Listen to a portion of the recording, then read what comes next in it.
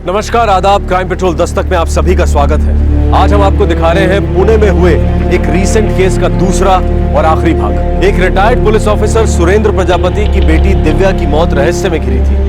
Pune crime branch ने किया इसका खुलासा। 17 जनवरी 2012 एक सिक्योरिटी एजेंसी में इंटरव्यू देने के बाद retired police officer Surendra Prajapati दोपहर 12:30 बजे अपने घर पहुंचते हैं, जो धनकवाड़ी पुणे में है। पहुंचते ही सुरेंद्र देखते हैं कि उनकी बेटी दिव्या मरी पड़ी है और उसका दुपट्टा उसके गले से लिपटा हुआ है। क्राइम साइट पर इन्वेस्टिगेशन के बाद पुलिस इस नतीजे पर पहुंचती है कि घर में कोई जबरदस्ती नहीं घुसा है, पर दिव्या का मोबाइल फोन और कबर्ड में रखे गए गहने मिसिंग। फिर भी स्थानीय पुलिस इस केस पर बहुत आगे नहीं बढ़ पाती और धीरे धीरे ये केस सुसाइड केस माना जाने लगता है। पर पीड़ित के पिता सुरेंद्र प्रजापति पुलिस कार्रवाई से संतुष्ट नहीं है। वो बार बार कमिश्नर ऑफ पुलिस से शिकायत करते हैं। कमिश्नर इस केस को जून 2012 में क्राइम ब्रांच के हवाले करते हैं। क्राइम ब्रांच इस केस में पूरे जोश के साथ कूद पड़ती है, ये साबित करने कि ये केस एक मर्डर केस है और तब तक है जब तक सुसाइड थ्योरी सिद्ध नहीं हो जाती। सुरेंद्र प्रजापति के शक का एकमात्र निशाना होता है रवि नायर, दिव्या का मंगेतर, जिसने दिव्या से 11 साल पहले शादी का वादा किया था और जो अभी तक नहीं निभाया। इस बात को लेकर दिव्या काफी डिस्टर्ब रहा करती थी, पर दिव्या की छोटी बहन धनश्री को यह आरोप बहुत अजीब लगता है, क्योंकि उसके हिसाब से रवि और उसकी मरहूम बहन दिव्या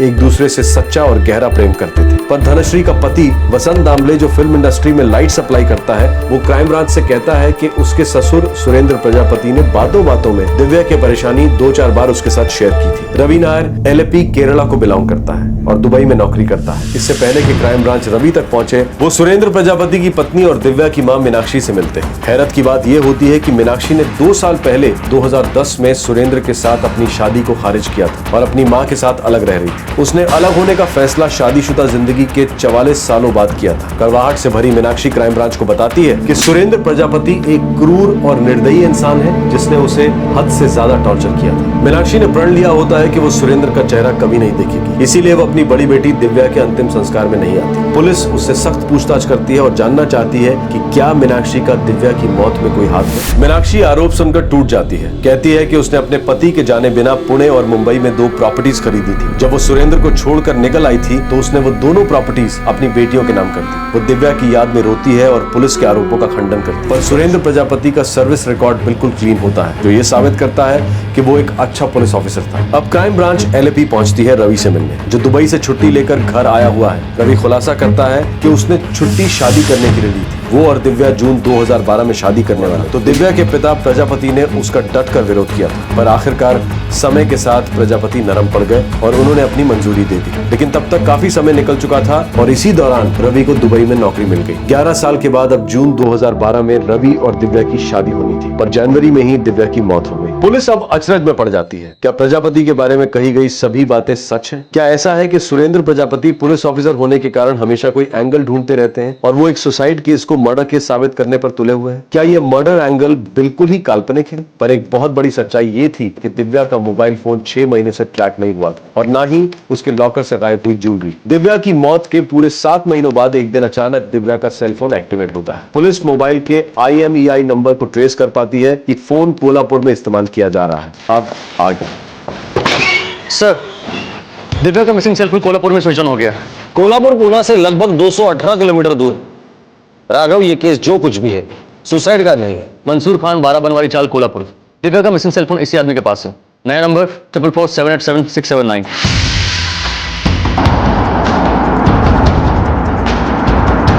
पुणे से फोन गायब हो गया और कोल्हापुर पहुंच गया।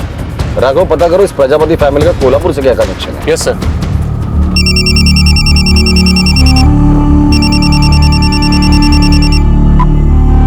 हेलो,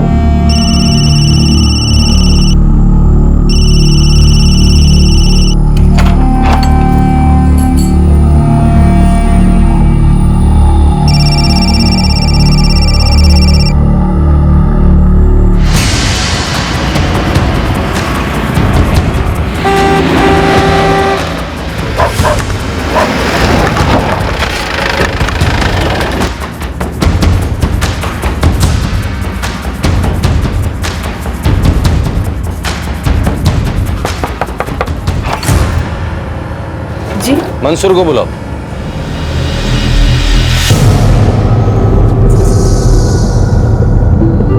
कहाँ मिला? मिला नहीं साहब, खरीदा, वो भी 3 दिन पहले। कहाँ से? दुकान से साहब, मार्केट में मोबाइल की दुकान है ना, वहां से। चल ले चल वहां।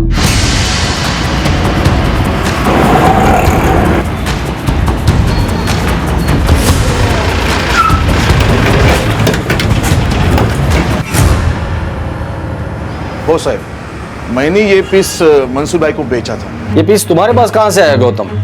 इसलिए असली मालकिन की मौत 6 महीने पहले हुई थी पूना में। देख गौतम, सच सच बता दे, वरना इस मोबाइल की तरह मैं तुझे खोलकर तेरे अंदर से सच निकालूंगा। देखो साहब, ये मोबाइल तो मेरे पास 6 महीने से पड़ा है। आया कहां से? पानी में से।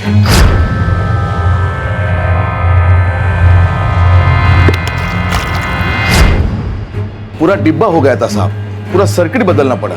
6 महीने से मैं रोज इस मोबाइल से कुछ ना कुछ कीड़ा करता रहा, एकदम ब्रांड न्यू बना डाला। फिर 2 हफ्ते में चालू हो गया साहब। फिर तूने ये मंसूर को बेच दिया? मंसूर भाई को पसंद आया, मैंने बोला ठीक है, अभी इतनी मेहनत की है, 4 पैसे आएंगे, तो मैंने पीस इसे बेच दिया। साहब मुझे इसके बारे में कुछ नहीं पता था, पसंद आया मैंने खरीद डाला। गौतम, ये फोन खुद पानी में से तैरकर तुम्हारे पास आया था क्या? सुनील ने इसे पानी में से निकाला और 150 रुपए में मुझे बेचा। ये सुनील कौन है? सुनील शेवड़े साहब, यही बाजू के चाल में रहता है।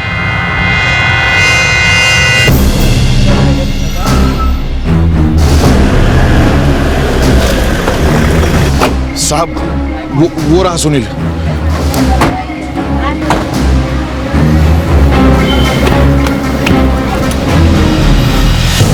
कहाँ मिला?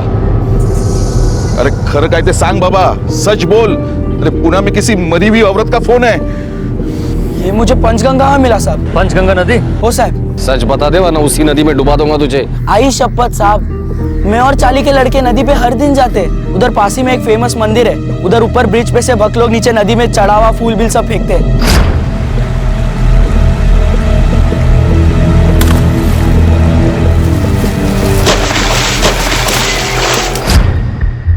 कभी बोले तो 4-6 महीने पहले की बात है। नहीं नहीं, उससे भी पहले, जनवरी के टाइम। लेकिन ये तेरे ही हाथ में कैसे आया? नसीब से साहब, ऊपर से बक लोग जो भी फेंकते हम लोग डुबकी लगाते, जो हाथ में लगा अपना रख लेते या बेच देते, 2 पैसा भी मिल जाता है साहब। मेरे हाथ में ये फोन आया।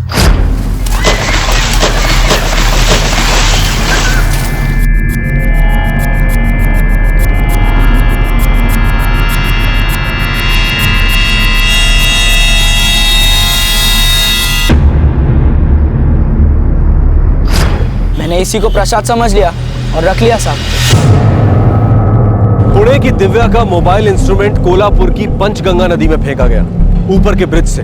अगर दिव्या ने आत्महत्या की होती तो वो 218 किलोमीटर दूर जाकर नदी में अपना मोबाइल फोन क्यों फेंकती? क्या दिव्या के पिता सुरेंद्र प्रजापति की थ्योरी सच साबित होने जा रही थी कि दिव्या का कत्ल किया गया था?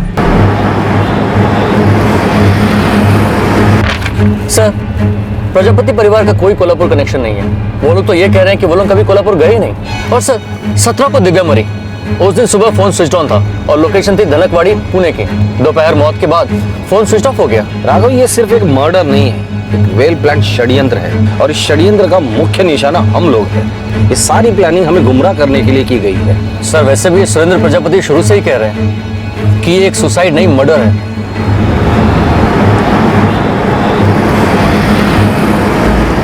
राघव, सुरेंद्र प्रजापति एक रिटायर्ड पुलिस ऑफिसर है। उन्होंने इस षड्यंत्र को सूंघ लिया था।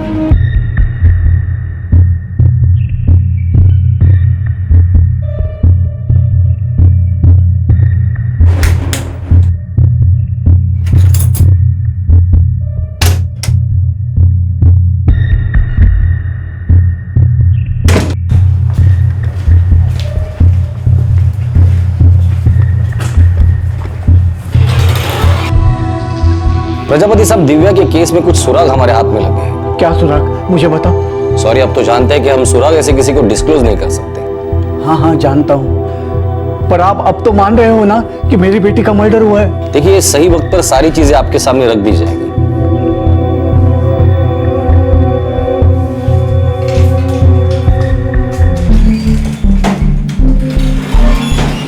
सर, कोल्हापुर के हर ज्वेलरी शॉप में खबरियों को रेड अलर्ट पर लगा दिया है। गुड। इस दिव्या के केस में कोल्हापुर के किसी बंदे का कोई ना कोई तो कनेक्शन जरूर है, बस वो हाथ लग जाए, ये केस क्रैक करके ही रहेंगे।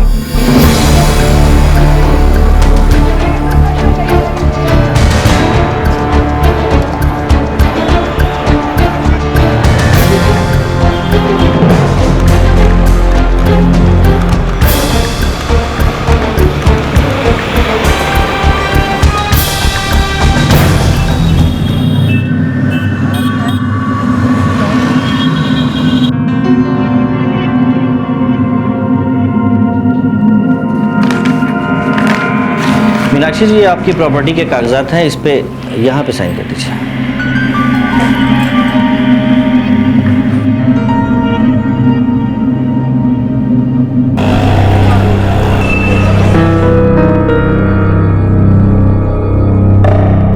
भाई ने दूसरा घर भी मेरे नाम पे ट्रांसफर कर दिया।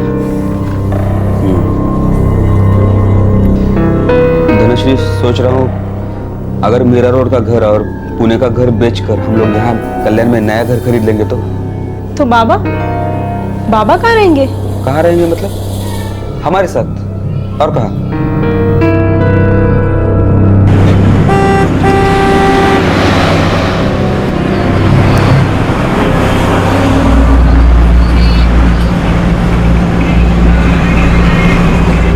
मेरी मीनाक्षी तुमसे नहीं मिलना चाहती।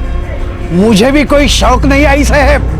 वो मेरे घर के साथ खिलवाड़ कर रही है। बात तो मैं करके रहूंगा। बात करने के लिए बचा ही क्या है अब? एक बात समझ लो, वो घर तुम्हें कभी नहीं मिलेगा। मेरा घर मुझे नहीं मिलेगा? मेरे साथ फ्रॉड किया, मेरी मेहनत की कमाई से घर खरीदा, पर नाम खुद का दिखा, जॉइंट नाम से नहीं खरीदा। अभी इस उम्र में मेरे हाथ में क्या आया? कुछ नहीं। मैं कैसे जीऊंगा? तुमने कभी किसी को जीने दिया? अब तुम जियो या मरो, मुझे कोई फर्क नहीं पड़ता। तेरी तो धोखा फोन से तुझा, अगर मेरी मीनाक्षी को हाथ भी लगाया, चल निकल।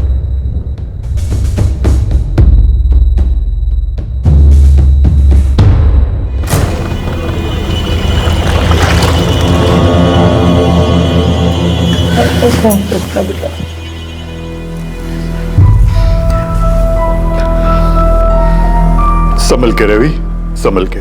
आप भी अपना ख्याल रखना। जो हुआ वो बहुत बुरा हुआ, लेकिन तुम्हारे सामने सारी जिंदगी पड़ी है।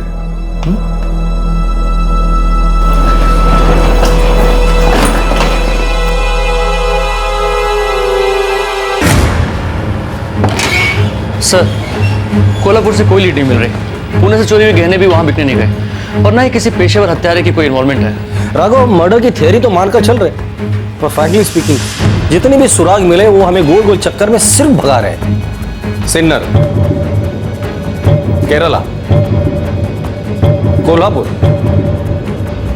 सर, सुरेंद्र प्रजापति एक एक्स पुलिसमैन रह चुके हैं। हो सकता है उन्होंने षड्यंत्र को पहले ही भांप लिया हो, या ये भी हो सकता है कि ये वाकई एक सुसाइड केस हो, मगर सुरेंद्र प्रजापति इसे एक मनगढ़ंत मर्डर केस इमेजिन कर रहे हो। पूना से 218 किलोमीटर दूर कोल्हापुर पंचगंगा नदी में उसने किसी को मोबाइल फेंकने के लिए भेजा होगा, जबकि दिव्या का कोल्हापुर में जान पहचान का कोई नहीं है। नहीं राघव, वो एक्स पुलिसमैन है। वो अच्छी तरह से जानता है कि मोबाइल ट्रैकिंग अच्छे अच्छे क्रिमिनल्स को पकड़वा सकती है। मानता हूं सर, लेकिन 17 जनवरी 2012 को दिव्या का सेलफोन फेंका गया, ठीक उसी दिन जिस दिन दिव्या की मौत हुई। अब सुरेंद्र प्रजापति खुद तो सेलफोन फेंकने कोल्हापुर नहीं जा सकता, क्योंकि वो पूरा दिन लोकल पुलिस के साथ थे। दिव्या को मारने वाला कोई अनजान आदमी नहीं था, वरना दिव्या उसे घर के अंदर घुसने ही नहीं देती। मर्डर के दरमियान उसने फाइट बैक क्यों नहीं किया? सर, मान लीजिए उसने खुदकुशी की हो, मगर क्यों सर? रवि और दिव्या तो शादी करने वाले थे, पूरे 11 साल के लंबे इंतजार के बाद। राघव, ये केस मतलब गुगली और बाउंसर दोनों एक साथ है। सर, सोच रहा हूँ कि धनकवाड़ी में दिव्या के पड़ोसियों के सेलफोन रिकॉर्ड चेक किए जाए, क्या पता कुछ हाथ लग जाए। व्हेरी गुड राघव, आपल्याला सगळे प्रयत्न करायला पाहिजे। एक काम करो, Ganesh cooperative housing society Dhankawadi area के जितने भी मोबाइल टावर है सबको कांटेक्ट करना। 17 जनवरी 2012 के सुबह 10 बजे से लेकर 12 बजे तक जितने भी कॉल रिकॉर्ड है सबकी लिस्ट मंगाओ। पुणे और मीरा रोड के फ्लैट को लेकर पारिवारिक ड्रामा पूरे पीक पर था, लेकिन क्राइम ब्रांच की इन्वेस्टिगेशन टीम अभी तक किसी निष्कर्ष पर नहीं पहुंच पा रही थी। लेकिन पुलिस को बार बार यह महसूस हो रहा था कि उन्हें गुमराह किया जा रहा है, और इन्हीं सारे कंफ्यूजन में से पुलिस ने तहकीकात का एक नया मोर्चा खोला।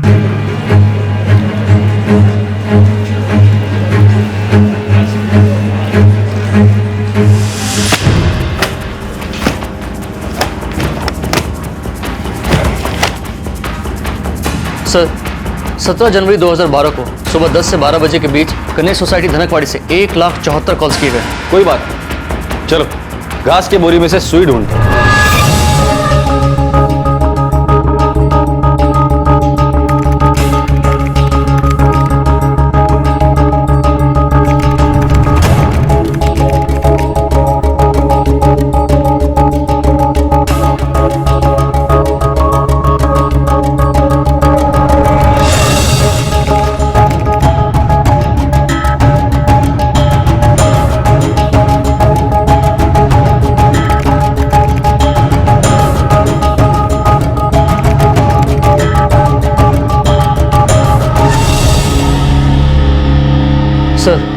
इन सारे कनेक्शंस में से एक भी कनेक्शन ऐसा नहीं है जो प्रजापति परिवार के किसी भी सदस्य से कनेक्ट होता हो। अगर ये मर्डर था तो ये हद से ज्यादा बारीकी से प्लान किया गया है। इन 57,000 सिम कार्ड में से 12 सिम कार्ड ऐसे हैं जो अगले दिन स्विच ऑफ हो गए, यानी 18 जनवरी 2012, दिव्या की मौत के ठीक अगले ही दिन। सर, ऐसा भी तो हो सकता है कि इन 12 सिम कार्ड में से शायद कोई हमारे काम का हो। इतने दूर आ ही गए तो 12 कदम और चल ही लेते।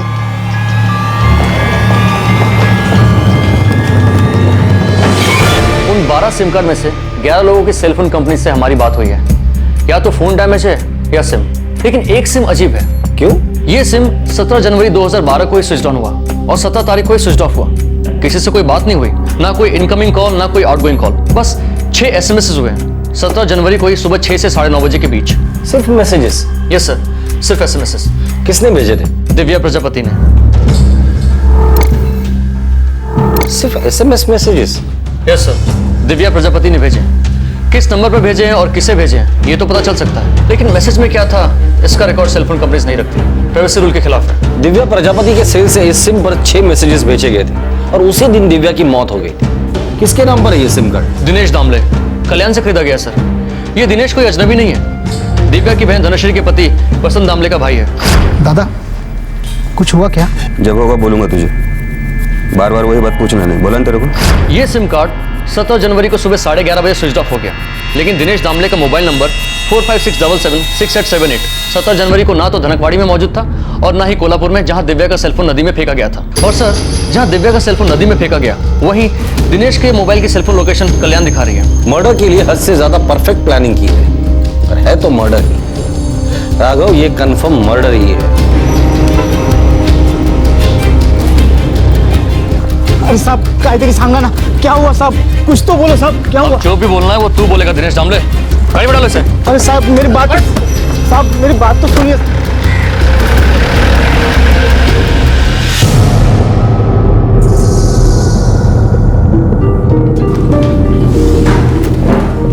कोल्हापुर कहाँ है? बोल ना, कोल्हापुर कहाँ है? कोल्हापुर कहाँ है कोल्हापुर? अपने महाराष्ट्र में साहब। पुणे से कोल्हापुर तक का डिस्टेंस बोल। पता नहीं साहब। कैसे गया था? बस से गया था, टैक्सी से, या खुद की गाड़ी है तेरी? कहाँ साहब? ये पंचगंगा नदी, उसके ऊपर ब्रिज है।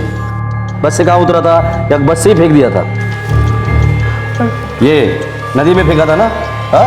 बोल दामले, स्टोरी बोल, मुझे स्टोरी सुननी है और असली कहानी बोल। बोल दामले, बोल।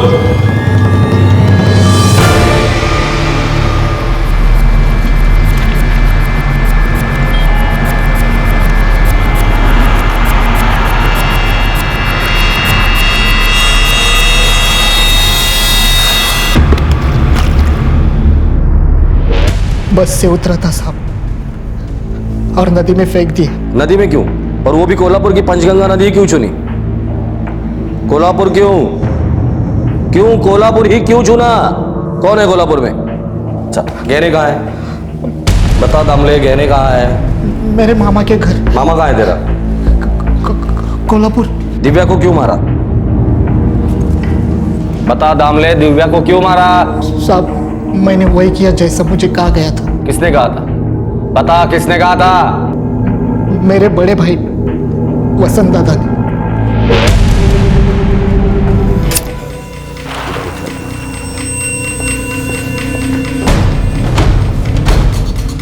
चल चल। क्या हुआ साहब?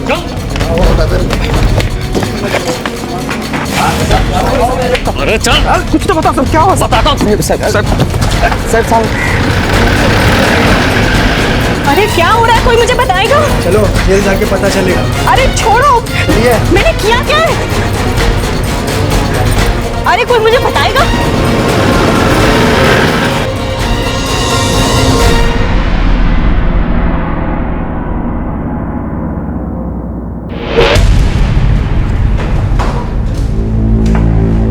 अपने आप से बोलेगा या बुलवाने का इंतजाम करूं?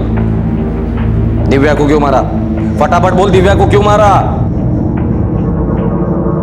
मुझे इन सब के बारे में कुछ नहीं मालूम साहब, कुछ नहीं मालूम। तो तुम्हारी आई ने ऐसे ही अचानक से पूना वाला फ्लैट तुम्हारे नाम पे कर दिया? साहब, आई ने ऐसा क्यों किया मुझे नहीं मालूम, मुझे सच में कुछ भी नहीं मालूम।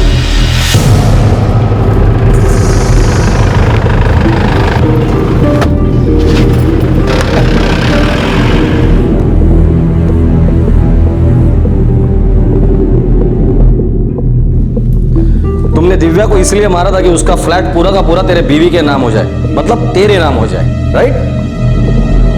या और कोई वजह थी?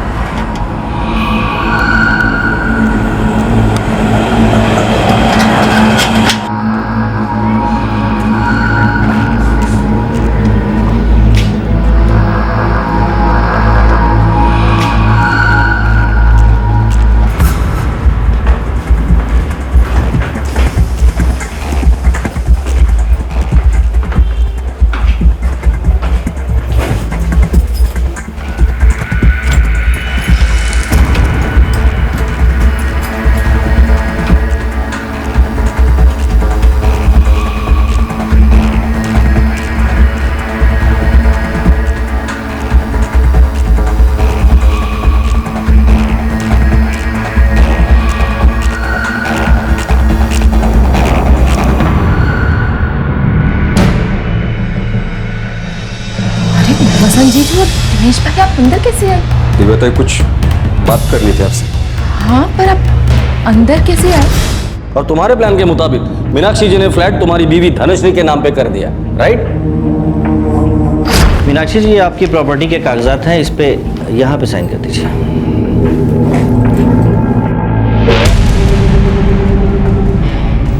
आई ने दूसरा घर भी मेरे नाम पे ट्रांसफर कर दिया।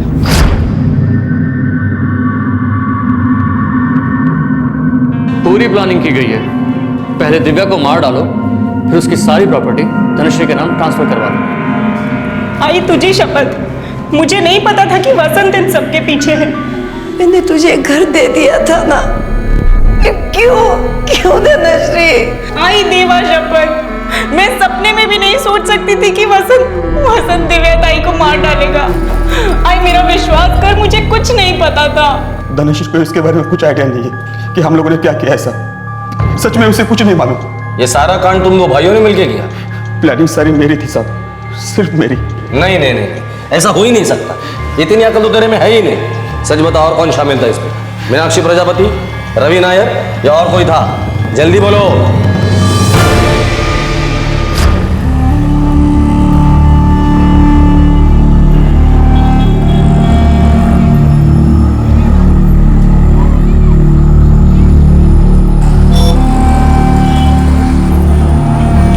ये घर के दरवाजे की और ये लॉकर की। उसका मोबाइल लेने मत भूलना, उस पे सारे एसएमएस होंगे। नहीं भूलेंगे। अपने मोबाइल साथ में नहीं ले ना? नहीं, आपने जैसे कहा था वैसे मुंबई में ही छोड़ दिए। ठीक है, चलो निकलो, खत्म कर दो किस्सा।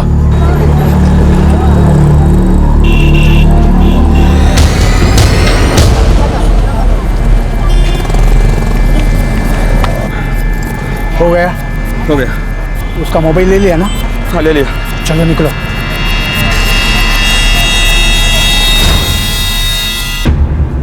पूना आने से पहले तक हम सिर्फ एसएमएस से कांटेक्ट में थे साहब।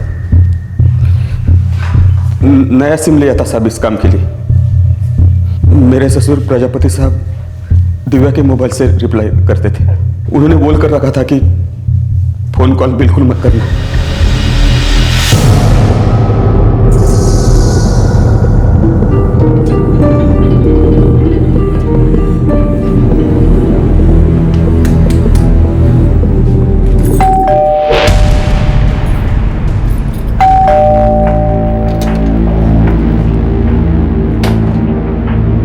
जयकर साहब, मैं आपके दफ्तर में आ रहा था। चलो अच्छा है प्रजापति साहब, साथ साथ चलते हैं। दरअसल हम भी आपको ही लेने आए हैं।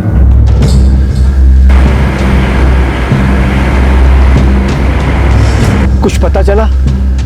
इन्वेस्टिगेशन कहां तक पहुंची? बहुत आगे तक पहुंचे प्रजापति साहब, बहुत आगे तक। प्रजापति साहब, आपने अगर जोर नहीं दिया होता ना तो ये केस कभी सॉल्व ही नहीं होता। एक सुसाइड केस बनकर रह जाता बंद फाइलों में। मतलब ये मर्डर केस है, राइट? पकड़ो उस रवि नायर को। प्रजापति साहब, एक कहावत है, आदमी ढिंडोरा तब पीटता है जब वो चाहता है कि लोगों का ध्यान उसकी तरफ जाए, या फिर तब वो दूसरी किसी आवाज को दबाना चाहता है। क्या मतलब?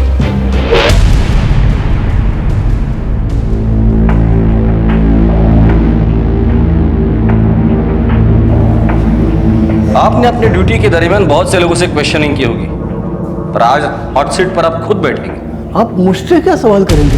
हमें सिर्फ इतना बता दीजिए, आपने ढिंडोरा क्यों पीटा था?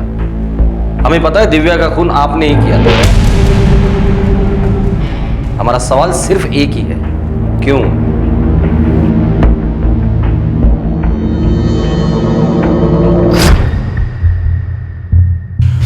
वो रवि आया था। सुना है जून की डेट फिक्स हो रही है। पूरे 11 साल के बाद शादी कर रहा है दिव्या से, छुट्टी भी लेने वाला है। ससुर जी, बहुत दिनों से एक बात कीड़े की तरह दिमाग में घुस रही है, लेकिन सोच रहा हूँ बोलूं या नहीं बोलूं। अबे इतना बोला है तो बोल ही डाल, नहीं तो मेरे दिमाग में कीड़ा आ जाएगा कि साले क्या बात थी। दिव्या ताई की शादी हो गई तो उसके बाद आपका क्या होगा? क्या होगा यानी? जैसा हूं वैसे रहूंगा। कहाँ रहेंगे आप? कहाँ रहेंगे? सासू माँ ने पहले ही फ्लैट दिव्या ताई के नाम कर दिया है।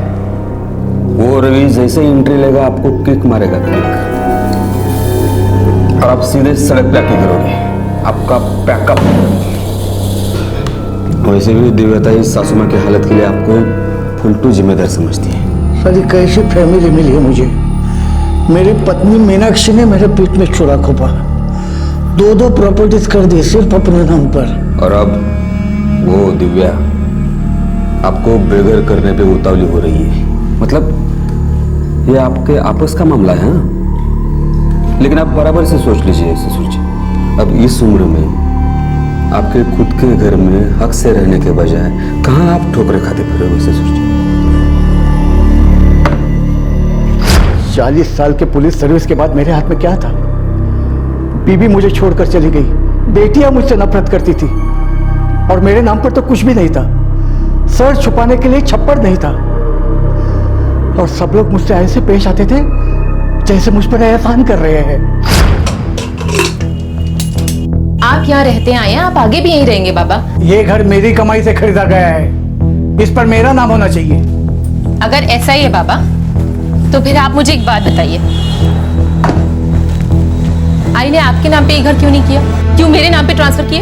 उसने चीटिंग की है, धोखा दिया है मुझे। नहीं बाबा, आप सच सुन सकते हैं तो सुनिए।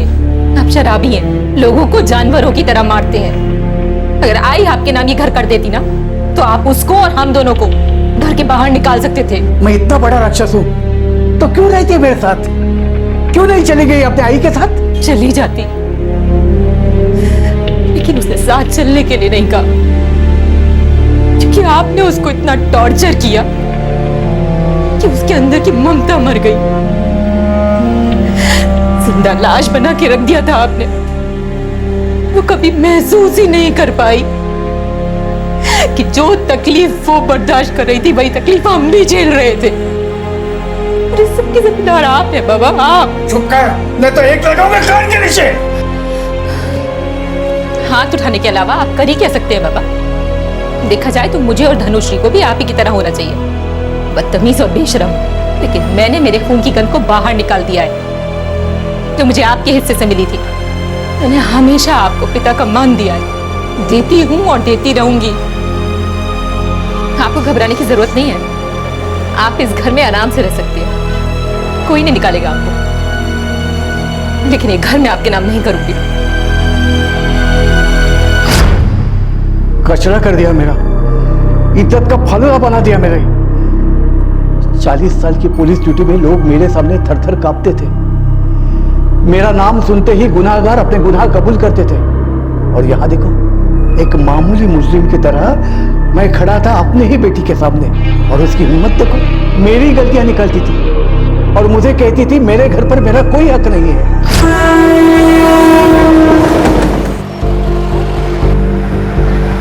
दिव्या घर मेरे नाम पर कभी नहीं करेगी वसंत। मैंने आपको बोला था ससुर जी, दिव्या आपको एक दिन घर से निकाल देगी, बोला था ना। उसका ब्रेन वॉश हुआ है, वो अपनी आई और खुद की लाइफ में हो रही बुराई का बिल आपके ऊपर में फाड़ रही है। शायला, आपके हाँ कहने के बावजूद वो रवि उसको लटका के रखा है और उसका इल्जाम भी आपके ऊपर लगा रही है। ये भी कोई बात हुई ससुर जी? साला समझ में नहीं आता, करूं तो क्या करूं इस दिव्या का।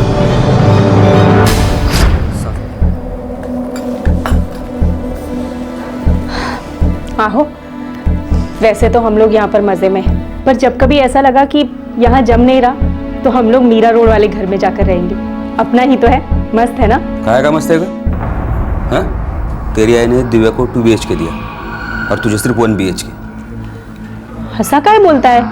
दिव्या ताई बड़ी है ना मुझसे। हाँ, तू छोटी है, औकात से भी छोटी है, लेकिन तेरी जरूरतें बड़ी है। उसका वो रवि दुबई में सर्विस करता है, बड़े बड़े नोट छापता है। अपने पास क्या है? 2 BHK मिलता है तो कुछ सुकून मिलता है। बस, मुझे इस बारे में और कोई बात नहीं करनी। आई ने जो कुछ भी दिया है सही दिया है और सोच समझ कर दिया है।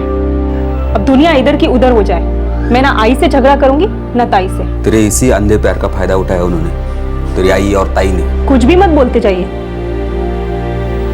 मैं, आई और ताई, हमारे रिश्ते को आप कभी समझ ही नहीं सकोगे। बाबा का सालों का दर्द हम सब ने मिलकर सहा है। उस दर्द की डोर से बंधे हुए हैं हम। कोई भी हमारे रिश्ते में फूट नहीं डाल सकता।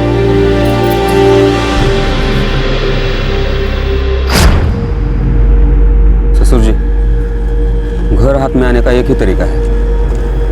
बोल तो। देखिए, सासू माँ तो आपका मुंह तक देखना नहीं चाहती। घर ट्रांसफर करने का सवाल ही पैदा नहीं होता। और दिव्या आपकी बेटी होने के बावजूद दुश्मन से बदतर पेश आती है। वो घर कभी ट्रांसफर नहीं करेगी। हाँ, अगर धनश्री के नाम पर घर होता तो आंख मूंद कर ट्रांसफर कर देते, और इसमें मैं आपको फुल कोऑपरेशन देता। लेकिन जब घर धनश्री के नाम पर है ही नहीं तो इन सारी बातों का क्या फायदा?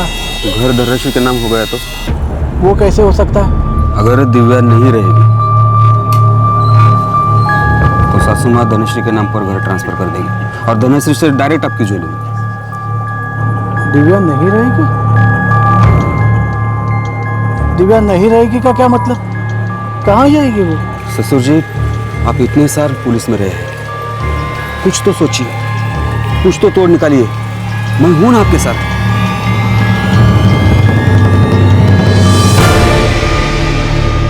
फुल प्रूफ प्लान बनाया था, मानना पड़ेगा प्रजापति जी।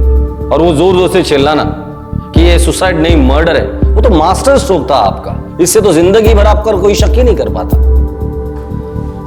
एक रिटायर्ड पुलिस ऑफिसर होने के बावजूद आपने इतना बड़ा और भयानक गुनाह किया और बाकी गुनहगारों की तरह एक बेसिक सच्चाई भूल गया। Crime never page, never. आज तक इस दुनिया में कोई भी परफेक्ट क्राइम नहीं हुआ है और ना ही कभी होगा।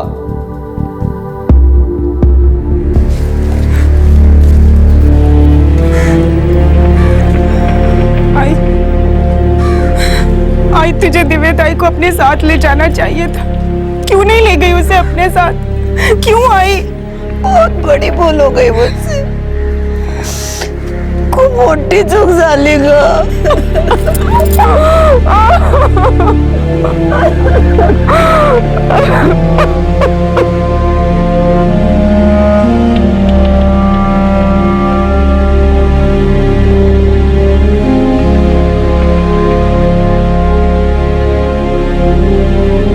मैंने जून में 2 महीने की छुट्टी ली है। डेट तुम फिक्स कर लेना, बाकी का सब काम मैं फिक्स कर लूंगा। अच्छा, हनीमून पे कहाँ जाएंगे? केरला मत बोलना प्लीज।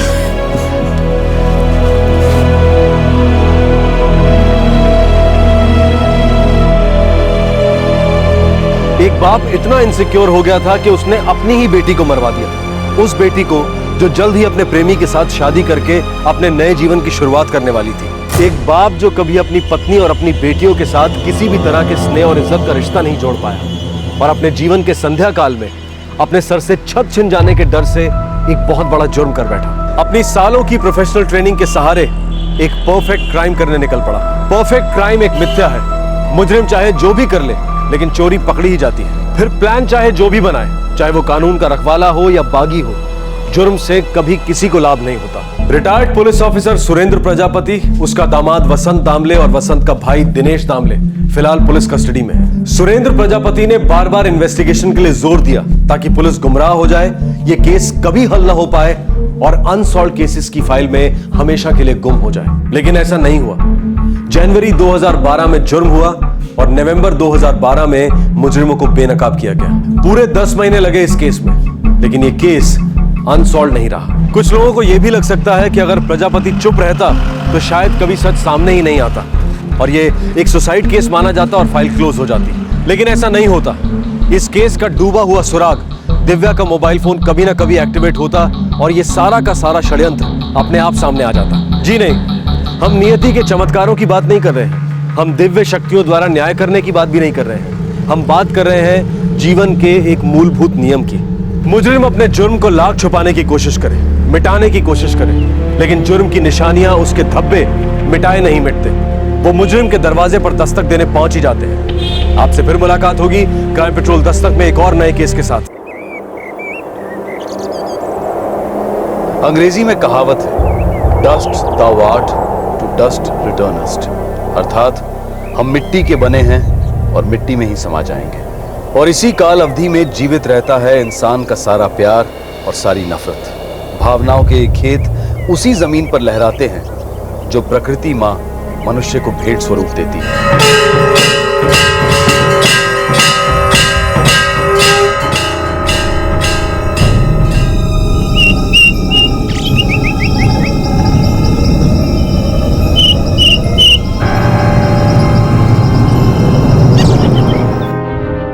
जिसका पति 3 महीने से गायब हो, वो सब्र कैसे कर सकता है इंस्पेक्टर? हम हर मुमकिन कोशिश कर रहे हैं माधुरी जी, और हमें यकीन है कि हम गोविंद राजपूत को ट्रेस कर ही लेंगे। लेकिन आपको भी थोड़ा समझना चाहिए कि अगर अपनी मर्जी से कोई कहीं चला जाता है तो हमारे लिए काम दोगुना मुश्किल हो जाता है।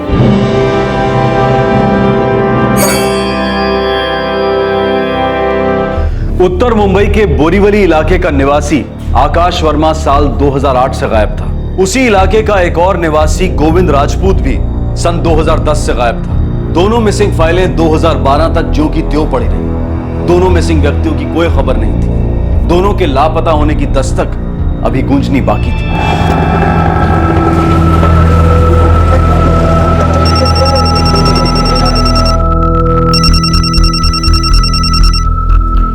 Hello, mister Datta, Mansukhani here. बोले मिस्टर मनसुखानी। मिस्टर दत्ता, जो प्लॉट आपको मखीजा बेचने की कोशिश कर रहा है वो अंडर लिटिगेशन है। मेरे परमिशन के बिना वो जमीन बिक नहीं सकती। अगर आपने मखीजा के साथ कोई भी डील की है तो वो आप अपने रिस्क पर कर रहे हैं। एक मिनट, मेरी बात सुनिए। मुझे आगे कुछ नहीं सुनना। मेरी ड्यूटी थी आपको इन्फॉर्म करना, सो कर दिया। आगे आप देखिए।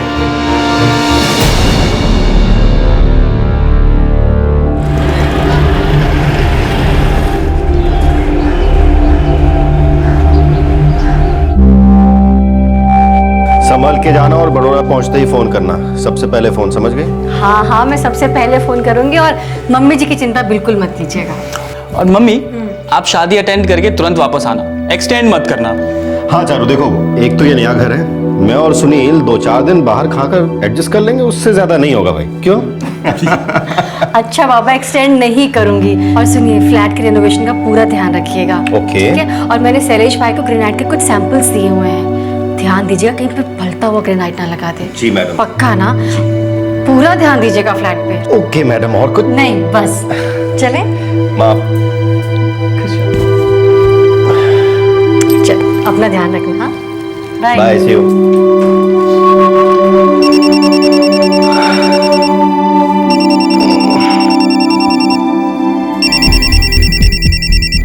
हाँ नीरव, बोल। राजेश, अर्जेंट मिलना है। 12 बजे ठीक रहेगा? हाँ, मिल सकते हैं। कुछ खास बात हुई क्या? हाँ, कांदीवली हाईवे के पास जो नया रेस्टोरेंट है ना, स्पाइस कोर्ट, वहीं पे मिलते हैं। मुझे मलाड में काम भी है। ठीक है, 12 बजे मिलते हैं। क्या हो पापा, कोई टेंशन है? नहीं, कुछ नहीं।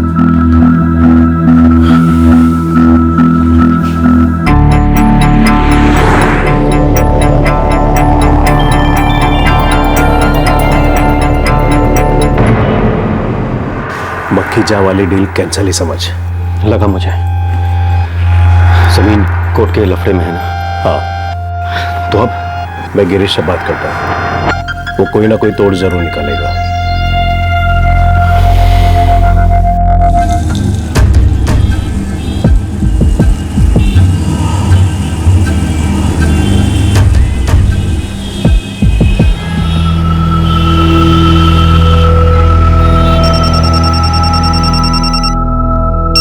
अरे इस समय कौन है?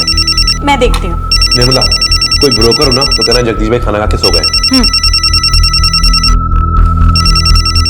राजेश का फोन है। हाँ राजेश बोल। हाँ जगदीश गनत्रा। कौन बोल रहा है? ये आपके भाई राजेश गनत्रा का एक्सीडेंट हो गया है। क्या? कहाँ? महालक्ष्मी। आप कौन बोल रहे हैं?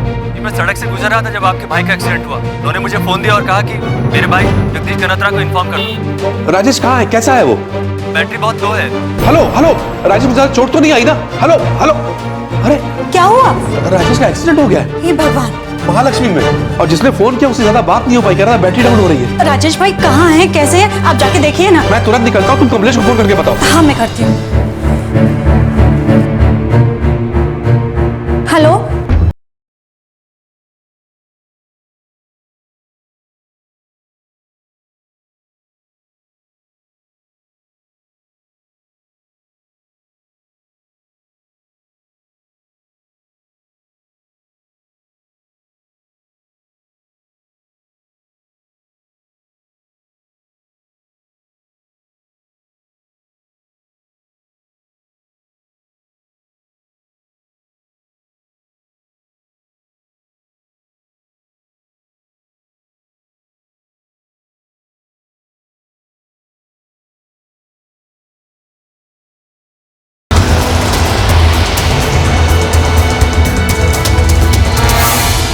मैंने जस्ट लोग, भाटिया, जेजे, बालाजी, सेंट जॉर्ज सभी हॉस्पिटल चेक किए, कहीं कुछ नहीं मिला।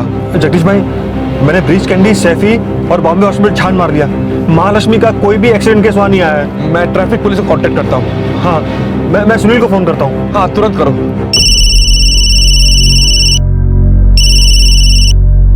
हाँ कमलेश काका। सुन सुनील, एक बैड न्यूज है। तेरे पापा का एक्सीडेंट हो गया है। एक्सीडेंट? कहाँ पे? कुछ सीरियस तो नहीं ना? अभी कुछ पता नहीं सुनील। जगदीश काका को तेरे पापा के सेल से फोन आया था कि महालक्ष्मी में उनका एक्सीडेंट हो गया है। किस हॉस्पिटल में है? वही तो पता नहीं चला सुनील। पूरे इलाके के सारे हॉस्पिटल चेक कर लिया हमने, कहीं पे भी उनका दाखिला नहीं हुआ। लेकिन फोन किसने किया था? कोई रास्ते का आदमी था। तेरे पापा ने उसे जगदीश भैया को फोन करने बोला। पापा ने मुझे फोन क्यों नहीं किया? पता नहीं सुनील बेटा, मैं बस ये जानना चाहता हूँ कि तेरे पापा सुबह कहाँ निकले थे। मुझे नहीं पता काका। सवेरे मम्मी, दादी और श्वेता वडोदरा के लिए निकले। उसके थोड़ी देर के बाद 11 साढ़े 11 बजे पापा भी घर से निकले। मुझसे कुछ नहीं बोले वो।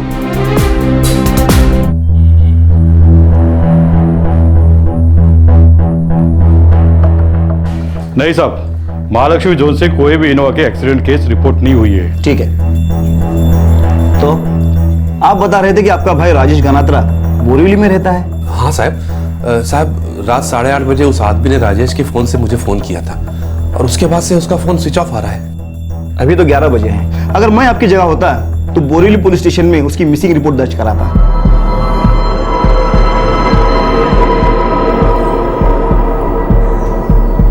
राजेश गणात्रा मेरा छोटा भाई, जौहरी है और रियल एस्टेट डेवलपर भी। मेरे डैड सुबह 11:30 बजे घर से निकले। कहाँ से? हमारे कांदीवाली वाले घर से। आपने तो कहा बोरीवली रहते हैं। जी बोरीवली रहते हैं, लेकिन इस समय उस घर में रिपेयरिंग का काम चल रहा है और कांदीवाली वाले घर में इस समय ये लोग किराए पे रह रहे हैं। आपको एक्सीडेंट वाला फोन आया 8:30 बजे। हाँ इंस्पेक्टर।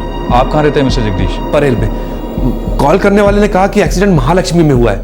इससे पहले मैं कुछ और पूछ पाता, वो बोला कि बैटरी डाउन हो रही है और फिर फोन कट गया। फिर मैंने अपने छोटे भाई कमलेश को फोन किया। सर, हम दोनों ने साउथ मुंबई का हर हॉस्पिटल छान मारा, राजेश भाई कहीं भी एडमिट नहीं हुए थे। फिर मैंने सुनील को फोन किया ये पता करने के लिए कि राजेश भाई सुबह कहाँ के लिए निकले थे। इंस्पेक्टर साहब, हम ट्रैफिक हेडक्वार्टर्स भी जाके आए, लेकिन वहां भी कोई एक्सीडेंट केस रजिस्टर हुआ ही नहीं था। सुबह तक वेट करते हैं। हो सकता है जिसने भी कॉल किया हो उसने गलती से महालक्ष्मी बोला हो या फिर आपने गलत सुना हो। हम लोग भी पता लगाते हैं, शायद किसी और इलाके के हॉस्पिटल में हो। और हाँ, राजेश गनात्रा की एक तस्वीर लगेगी आइडेंटिफिकेशन के लिए। 29 अप्रैल 2012 ऐसा लग रहा था कि जौहरी और real estate developer Rajesh Ganatra का एक्सीडेंट हो गया है, पर उसके भाई और उसके परिवार वालों को उसका कोई पता नहीं मिल रहा था। और इस एक्सीडेंट की खबर राह चलते एक आदमी ने राजेश के मोबाइल फोन से ही दी थी। एक्सीडेंट की सुबह घर से निकलते वक्त राजेश किसी टेंशन में था। एक जमीन की डील को लेकर परेशानी चल रही थी। इस जमीन की डील ने दस्तक दी राजेश के गुमशुदा होने की, पर इस हादसे के असली इशारे सालों पहले दिए गए थे।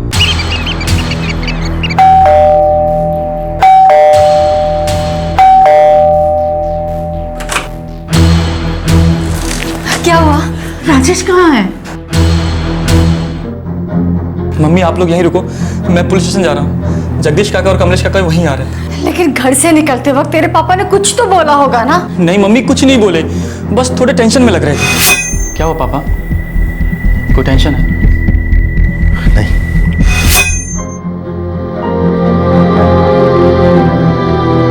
हम राजेश के ऑफिस भी गए थे, लेकिन कल वो ऑफिस गया ही नहीं था। तुम तो कह रहे थे कि घर से निकलने से पहले तुम्हारे पिताजी को कोई फोन आया था। हाँ सर, मुझे लगता है वो उनके पार्टनर नीरव दत्ता का फोन था। सर, राजेश गनात्रा का सेल फोन अभी भी स्विच ऑफ है। उनको लास्ट कॉल आया था किसी नीरव दत्ता से 11:25 पर। सर 12 बजे कहीं मिलने की बात हो रही थी किसी रेस्टोरेंट में। राजेश गनात्रा ने लास्ट कॉल 444-786-789 पर किया था। किसका नंबर है? कोई गिरीश चौबे सर।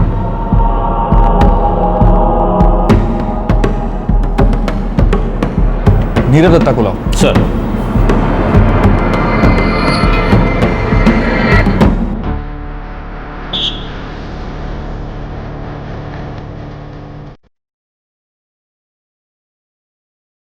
जी हाँ, मैं और राजेश बिजनेस पार्टनर हैं। लास्ट कब मिले थे? कल दोपहर को 12 बजे स्पाइस कोर्ट में मिले थे। कौन सा स्पाइस कोर्ट?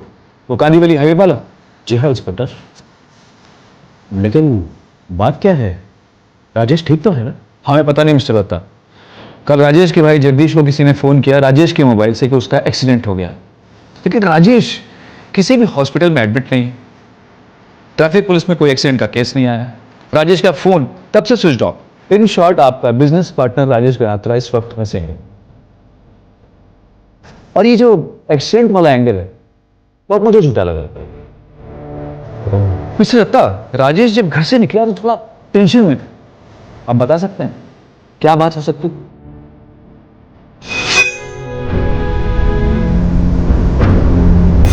मैं और राजेश एक प्लॉट खरीदना चाहते थे। विरार के पास एक बिल्डिंग बनाने का प्लान था। उस जमीन को लेकर हमारी बात इतनी आगे बढ़ चुकी थी कि जब पता चला कि वो जमीन लिटिगेशन में है, कोर्ट में ये गिरीश चौबे कौन है? मैं गिरीश से बात करता हूँ, वो कोई ना कोई तोड़ जरूर निकालेगा।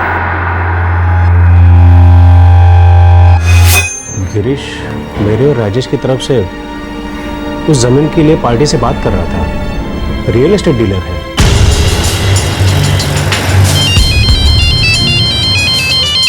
जी, कल मिला था मैं राजेश भाई से करीब 12:30 बजे। क्या?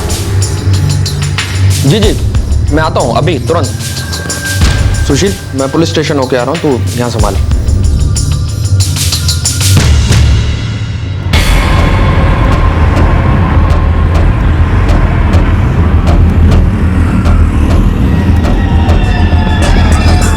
जी हाँ सर, मिला था मैं कल राजेश भाई से। कहाँ और कब? सर कांदीवली ईस्ट में स्पाइस कोर्ट रेस्टोरेंट है, करीब 12:30 बजे वहाँ पर। कितनी देर के लिए मिले थे? यही कोई 15-20 मिनट। उसके बाद राजेश कहाँ गया? पता नहीं सर, वो अपने रास्ते गए, मैं अपने रास्ते। मुझे लगा वो अपने ऑफिस गए होंगे, कांदीवली वेस्ट में उनका ऑफिस है। नहीं, वो अपने ऑफिस नहीं गया था। फिर पता नहीं सर, लेकिन बड़ी अजीब सी बात है। तुम राजेश गनात्रा के लिए लैंड डील कर रहे थे? जी। क्या डील थी और उस दिन तुम दोनों में क्या बात हुई?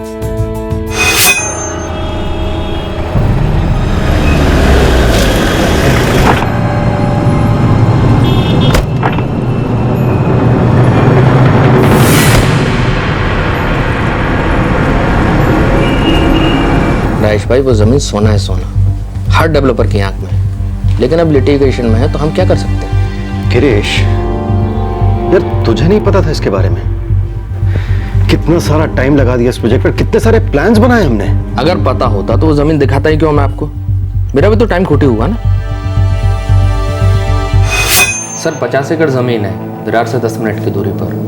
मैंने राजेश भाई और नीरव भाई को वो जमीन दिखाई थी, दोनों को बहुत पसंद आई थी। मुझे लगा डील फाइनल हो जाएगी, सबका फायदा होगा। लेकिन सर आखिरी मोमेंट पे मालूम पड़ा कि ज़मीन क्लियर नहीं है, कुछ कोर्ट में मामला है, सबका मूड ऑफ हो गया। लेकिन राजेश भाई का कुछ ज़्यादा हो गया। छोटे से छोटा ब्रोकर भी पान की दुकान किसी को दिखाता है तो उसके पहले पेपर चेक करता है, और तुमने 50 एकड़ जमीन बिना पेपर चेक किए दिखा दी। मानता हूँ सर, यहाँ चूक हो गई। लेकिन सर बड़ी पार्टी थी, बोले बेचना है, सब कुछ फाइनल हो गया सर, डील होने ही वाली थी। लेकिन अचानक दूसरी पार्टी ने नीरव भाई को फ़ोन कर दिया और उनसे बोला कि मामला कोर्ट में है, कोर्ट जाना पड़ेगा वगैरह वगैरह। सर इस बात पूरा मामला फुस हो गया। मुझे बहुत डर लग रहा है। मैं कह रही हूँ कि बात ना कुछ और ही है। 2 दिन हो गए, मुझे तो लगता है कि हमारे राजेश को किसी ने किडनैप किया होगा। लेकिन किडनैप किया होता तो पैसों की मांग करते ना अब तक। ये कुछ दिनों से ना काफी परेशान थे, बहुत चिड़चिड़े भी हो गए थे, कभी कुछ बताया ही नहीं कि बात क्या है। अब मेरे भी समझ में नहीं आया कि इन्हें टेंशन किस बात की है। देखो मैंने कहा ना मुझे नहीं पता, और मुझे इससे कोई फर्क भी नहीं पड़ता है। अरे मेरी गलती कहाँ है? मेरे तो लेने के देने पड़ गए ना। सुनो सुनो सुनो, नुकसान मेरा हुआ और मैं तुम्हारी सुनूं? क्या समझ रखा है तुमने मुझे? रखो।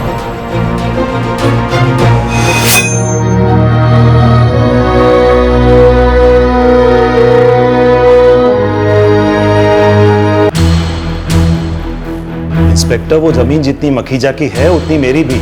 मेरी रजामंदी के बिना वो 1 इंच भी नहीं बेच सकता। ये देखिए, मामला कोर्ट में है और जब तक कोई फैसला नहीं हो जाता कोई उस जमीन को टच भी नहीं कर सकता। पहले कोर्ट का परमिशन लगेगा, फिर मेरा परमिशन, तब और सिर्फ तब कोई डील हो सकती है। आपने नीरव दत्ता को फोन किया था? हाँ, करना ही पड़ा, मेरी ड्यूटी थी, वरना उनको तो कभी जमीन मिलती नहीं, फालतू में इतना मेहनत करते। और अगर मखीजा उनसे पैसे लेता वो तो गैर कानूनी हो जाता ना। इंस्पेक्टर, मुझे भी उतना ही मालूम था जितना राजेश को। हम लोग साथ में डील करते थे, पार्टनर्स थे। मेरी समझ में ये नहीं आ रहा कि आप फालतू में मुझ पे क्यों शक कर रहे हो? हम किसी पे शक नहीं कर रहे हैं मिस्टर दत्ता, सिर्फ पूछताछ कर रहे हैं। हम ये जानने की कोशिश कर रहे हैं कि राजेश गनात्रा कहाँ है, या फिर उनके साथ क्या हुआ है या क्या किया गया है। सेलफोन अभी भी स्विच ऑफ ही है सर, और अनट्रेसेबल भी। और हाँ सर, राजेश गनात्रा की वाइफ चारुलता गनात्रा से भी बात हुई। उन्होंने कहा कि कुछ दिनों से वो टेंशन में थे, उन्हें शक है कि शायद किडनैपिंग हुई होगी। ना ना, किडनैपिंग का केस होता तो अब तक रैंसम कॉल आ जाती। एक डील होते होते रह गई, इसमें किडनैपिंग का एंगल कहां से आने लगा? बोलकर स्टोरी कुछ और ही है। कोई असली कहानी छुपाकर दूसरी कहानी पेश कर रहा है। कौन है और क्यों कर रहा है, ये हम पता लगाएंगे।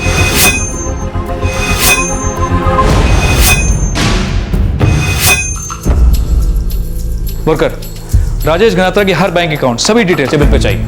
Jewellery business, real estate business, धंधे की छोटी से छोटी डिटेल सभी चाहिए मुझे। Yes sir. एक लैंड डील नहीं हुई और बंदा ही गायब हो गया, जरूर कुछ लोचा है। 1 हफ्ता निकल गया, राजेश गनात्रा के गायब होने के केस में कोई लीड नहीं मिला था, कोई अंदाजा नहीं मिल रहा था कि उसके साथ क्या हुआ था। और फिर अचानक पुलिस के सामने 2 बड़े सुराग आ गए। ये दोनों सुराग राजेश गनात्रा के उस फ्लैट से मिले थे जिसका रेनोवेशन हो रहा था, और राजेश के बैंक ट्रांजैक्शन ने भी पुलिस के कान खड़े कर दिए।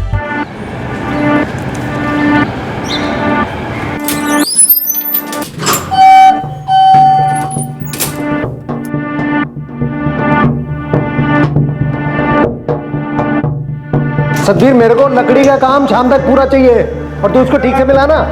बात कर रहा है। अरे चारू भाभी, राजेश भाई का कुछ पता चला? नहीं सहेश भाई, अभी तक कुछ पता नहीं चला।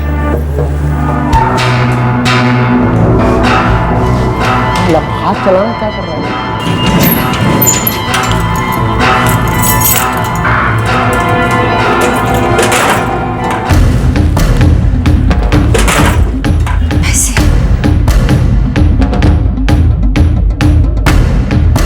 भाभी, आप कैसी बात कर रही हैं?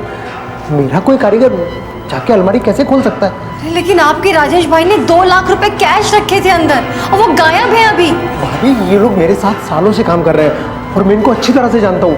ये लोग ऐसा काम नहीं कर सकते। आपको कोई गलतफहमी हुई होगी। क्या 29 अप्रैल रात 10:30 बजे राजेश गनात्रा ने अपना क्रेडिट कार्ड यूज किया? हाँ इंस्पेक्टर साहब, उसका बैंक का ट्रांजैक्शन तो यही दिखा रहा है। लेकिन जगदीश भाई, शाम 8:30 बजे एक आदमी राजेश के मोबाइल से आपको फोन करता है कि राजेश का एक्सीडेंट हो गया, और 2 घंटे बाद उसका क्रेडिट कार्ड इस्तेमाल किया जाता है। वही तो, आप देखिए ना, आप खुद देखिए।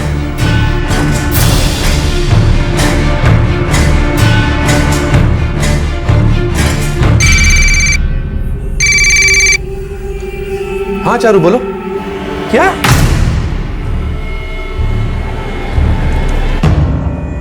सर, ना कबर्ड जबरदस्ती खोला गया है और ना ही लॉकर। इस कबर्ड की और लॉकर की एक एक्स्ट्रा चाबी है जो राजेश के पास है। Right miss Ganatra? जी इंस्पेक्टर। 29 अप्रैल 2012 राजेश के सेल से एक अज्ञात आदमी फोन करता है 8:30 बजे, और जगदीश भाई को कहता है कि राजेश का एक्सीडेंट हो गया। और 10:30 बजे दहिसर ईस्ट की कपड़े की दुकान में राजेश का क्रेडिट कार्ड स्वैप किया जाता है। और अब हमें पता चल रहा है कि उसके फ्लैट से 2 लाख रुपए गायब। लॉकर तोड़ा नहीं गया, बल्कि चाबियों का इस्तेमाल हुआ है।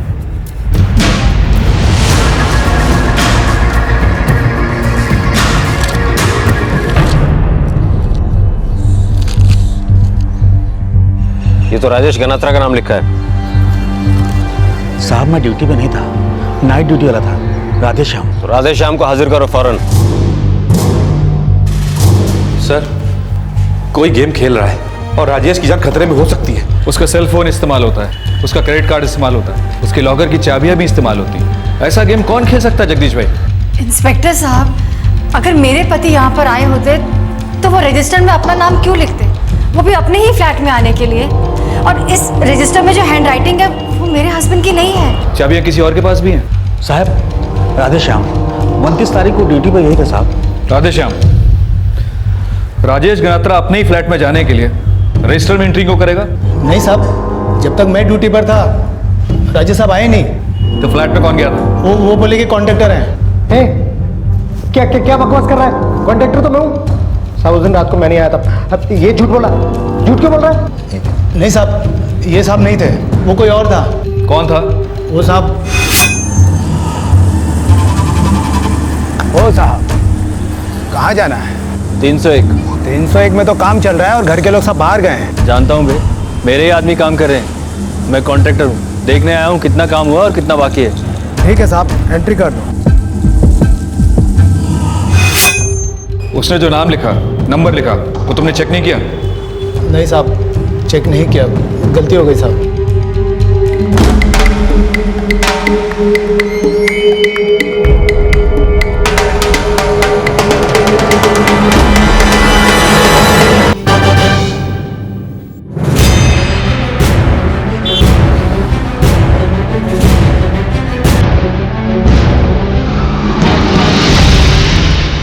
सर एक मिनट।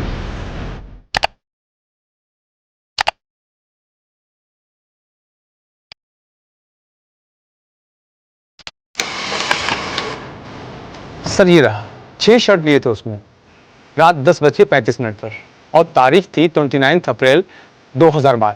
सीसीटीवी कैमरा नहीं है आपकी दुकान में? सर अभी कुछ दिन पहले ऑर्डर्स दिए थे, अभी इंस्टॉलेशन होना बाकी है। पिछले 4 सालों से हम लोग सभी दुकानदारों को बार बार कह रहे हैं कि सीसीटीवी कैमरास लगवाइए, सीसीटीवी कैमरास लगवाइए, लेकिन आप लोग सीरियसली लेते नहीं।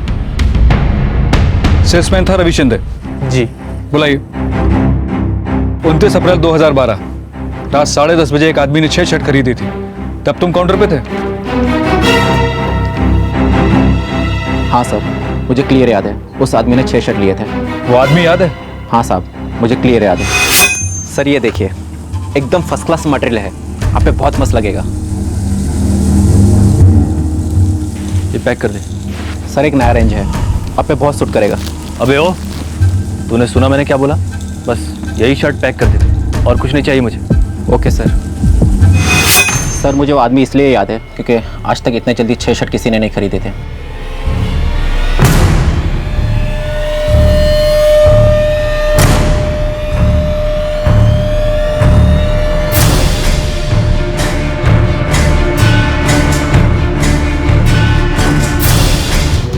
हाँ साहब, यही फेस कट था और बाल भी।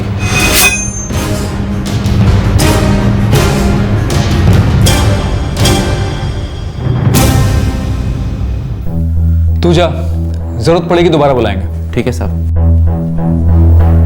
इसी आदमी के पास राजेश का क्रेडिट कार्ड था और लॉकर की चाबियां भी। और सर फुल चांस है कि इसी आदमी के पास राजेश का मोबाइल भी हो और वो अज्ञात फोन भी इसी ने किया होगा। मतलब ये कि या तो राजेश इसकी हिरासत में है, जबरदस्ती कहीं छुपा रखा है, या इस आदमी ने राजेश के साथ कुछ कर दिया है, या किसी के कहने पर कुछ कर रहा है और हमको गोल गोल घुमा रहा है।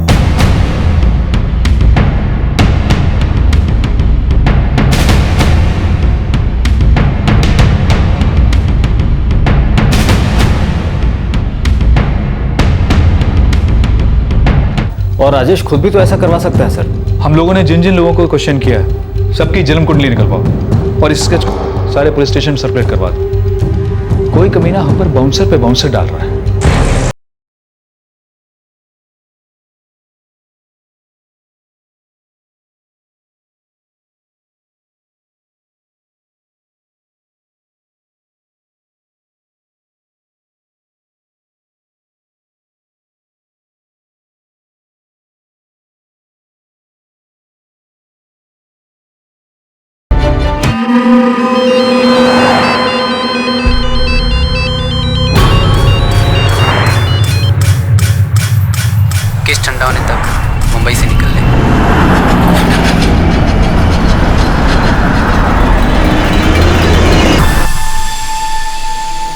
चारू कुछ तो हिंट दिया होगा।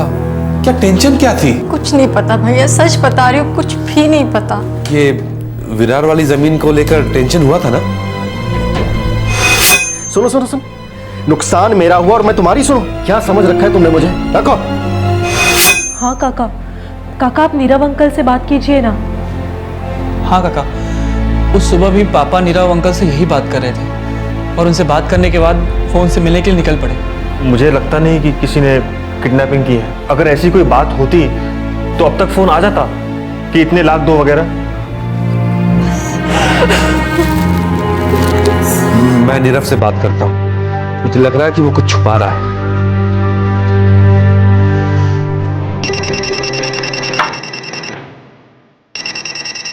हाथ धोती है यार। पहले पुलिस वाले, अभी राजेश के घर वाले मुझ पे शक कर रहे हैं। मुझ पे? हाँ जगदीश भाई। नीरव सच सच बोल, राजेश को क्या टेंशन थी और उसके गायब होने से किसको फायदा हुआ है? जगदीश भाई आप भी? एक तो पहले से ही पुलिस ने मुझे बहुत परेशान किया हुआ है।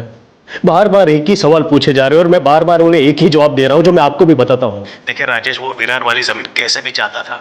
मैं भी चाहता था, लेकिन जब मुझे पता चला कि वो जमीन कोर्ट में है, सौदा नहीं हो सकता, तो ये बात मैंने राजेश को बताई थी। उसके बाद राजेश गायब है। आप लोग जितना परेशान है उतना मैं भी परेशान हूं। एक तो बिजनेस ठप पड़ा हुआ है, नुकसान पे नुकसान हो रहा है। मैं हाथ जोड़ता हूं, मुझ पर शक करना बंद कीजिए। देखिए राजेश गायब हुआ है, किडनैप हुआ है, क्या हुआ है मुझे कुछ नहीं पता, प्लीज। ठीक है नीरव, ठीक है। हम सब परेशान थे इसलिए बस तुमसे पूछ रहे थे। एक हफ्ता हो गया है हमारे राजेश को गायब हुए, उसका कुछ अता पता नहीं है।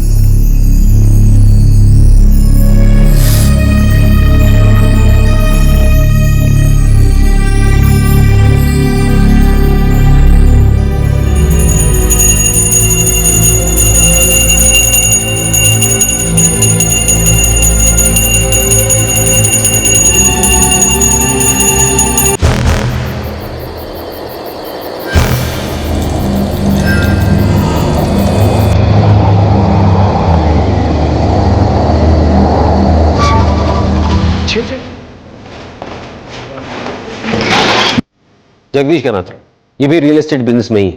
अबू धाबी में भी एक रियलिटी डेवलपमेंट फर्म है। परेल में ये रहता है अपनी फैमिली के साथ। कमलेश गनात्रा, सबसे छोटा भाई, रियल एस्टेट बिजनेस में ही है। बोरीवली में अपनी फैमिली के साथ रहता है। तीनों भाई रियल एस्टेट में डील करते हैं। दरअसल राजेश गनात्रा का मेन बिजनेस ज्वेलरी है। उसका एक मैन्युफैक्चरिंग यूनिट भी है। पिछले 4 साल से रियल एस्टेट बिजनेस में है। और ये नीरव दत्ता राजेश गनात्रा का दोस्त है। जब राजेश गनात्रा ने रियल एस्टेट में एंटर किया तो वो उसका पार्टनर बन गया। गिरीश चौबे, इसकी फिल्मी स्टोरी है सर। ये उत्तर प्रदेश को बिलोंग करता है। 22-23 साल पहले मुंबई आया। शुरुआत की भाड़े का ऑटो चलाकर। उसके बाद धीरे धीरे ये किसी प्रॉपर्टी ब्रोकर का असिस्टेंट बन गया, फिर ब्रोकर बन गया। करते करते वो नॉर्थ मुंबई की रियल एस्टेट बिजनेस का सबसे बड़ा प्लेयर बन गया। यहाँ भी शुरुआत की फ्लैट और दुकान को किराए पर चढ़ाने से। अब तो बड़े बड़े बिल्डर्स के साथ उठता बैठता है, प्रॉपर्टी की डीलिंग्स करता है, करोड़ों में खेलता है। प्रॉपर्टी डील्स में सब कुछ सीधा नहीं होता बोलकर हम सब जानते हैं। गिरीश जिस जमीन का सौदा राजेश और नीरव के साथ कर रहा था वो भी करोड़ों की थी सर। वो लिटिगेशन में थी, कोर्ट में 2 पार्टियां उस पर लड़ रही थी। सर मनसुखानी का पार्टनर मखीजा आया था प्रस्ताव लेकर कि जमीन बेचनी है, ग्राहक ढूंढो। सच कहूँ साहब, मुझे मालूम था कि मामला कोर्ट में है, लेकिन मखीजा बोला कि अगर एक बार बोली लगेगी तो Mansukhani out of court settlement करेगा। सर इसी भरोसे मैंने राजेश भाई और नीरव भाई को जमीन दिखाई। दोनों को कुछ बड़ा करना था और मनसुखानी ने टांग अड़ा दी। सर अपनी लाइन में ऐसा होता है, जब किसी को ऑफर किया गया पैसा पसंद नहीं आता, मन नहीं भरता या और पैसा चाहिए तो किसी भी बात पर आ जाते हैं और डील कैंसिल कर देते हैं। राजेश गनात्रा इस लाइन में 4 साल से, उसने भी ऐसा होता देखा होगा पहले, ये लास्ट मिनट पे डील कैंसिल होना। जरूर देखा होगा साहब, यही बात तो अपन को समझ में नहीं आई। एक डील कैंसिल हो गई तो इतना परेशान काहे हुए राजेश भाई? और सच कहूँ साहब तो 29 तारीख को जब मैं राजेश भाई से मिला था, जिस दिन से वो गायब है, उस दिन वो किसी भी परेशानी में नहीं लग रहे थे। मेरे रोज की तरह उनसे बात हुई।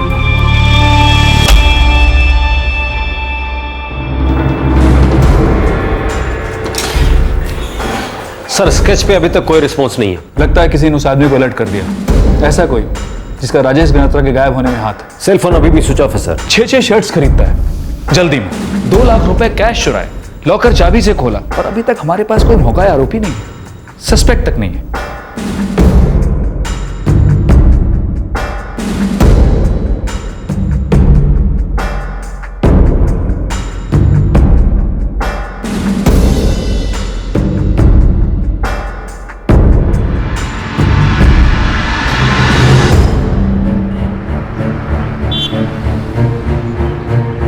कमिश्नर साहब, 1 महीना हो गया है, हमारा भाई राजेश अब तक गायब है। और अब बोरीवली पुलिस स्टेशन की मिसिंग फाइल्स में हमारे भाई का केस दफन होकर रह गया। सर उसका क्रेडिट कार्ड यूज हुआ है, उसके लॉकर की चाबी यूज हुई है, लॉकर से कैश गायब है। लेकिन सर इसका ये मतलब नहीं कि राजेश खुद से कहीं चला गया है। सर वो इस तरह का आदमी है ही नहीं। सर कुछ अर्जेंट बेसिस पे करवा दीजिए, हो सकता है हमारे भाई की जान खतरे में हो। सर, इस केस में इन्वॉल्व सभी लोगों के पिटारे इस फाइल में हैं। सारे पिटारे खोलो और सभी की एक एक डिटेल माइक्रोस्कोप के नीचे डाल दो। फर्स्ट थिंग, राजेश गनात्रा 1 महीने से मिसिंग है और अभी तक कोई फिरौती का कॉल नहीं आया, मतलब उसका किडनैप नहीं हुआ। Kidnapping is ruled out. Second possibility है वो खुद कहीं चला गया, लेकिन सवाल यह है वो खुद कहीं क्यों जाएगा, और ये बहुत बड़ा सवाल है। तीसरी पॉसिबिलिटी है कि कोई बहुत पुरानी दुश्मनी या बिल्कुल नई दुश्मनी जो अभी तक किसी की पकड़ में नहीं आई है।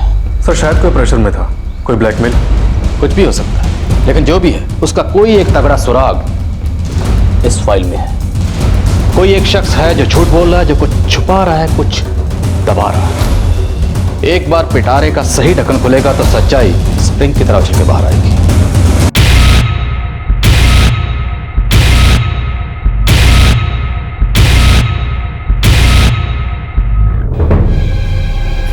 क्या हो पापा, कोई टेंशन है?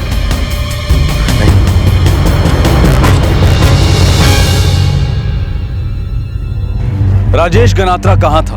क्या उसका गुमशुदा होना उन 2 मिसिंग केसेस के साथ लिंक था जो 2008 और 2010 में हुए थे?